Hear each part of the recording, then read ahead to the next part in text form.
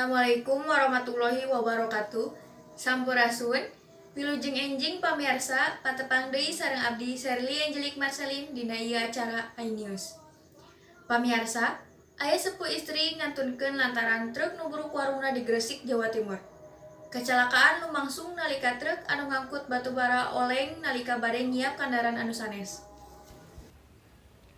Truk anu ngangkut batubara luak leok dugi ka nubruk warung anu ngajajar di sisi jalan. Salah sahiji nu ngagaduhan warung kopi, Khadijah, dini anu yuswana 65 tahun, ngantunkeun di eta lokasi kajadian. Layona nembe tiasa dievakuasi 2 jam lantaran kahalangan ku ruruntuhan warung tina kacelakaan.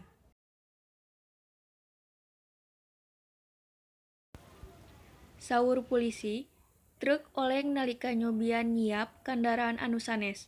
Setir truk hese dikendalikeun dugi ka nubruk kana 4 warung nu aya di sisi jalan. Polisi mariksa supir anu kaleresan kenging lukana teu patos paos, sareng sababaraha jalmi anu nyakseni. Rupina, supir truk teu apal kaayaan jalan, sahingga nyiap kandaraan sejen padahal kaayaan jalan kacidamudun. Ti Gresik, Jawa Timur, Sherly Angelik Marcelin, iNews ngawartakeun.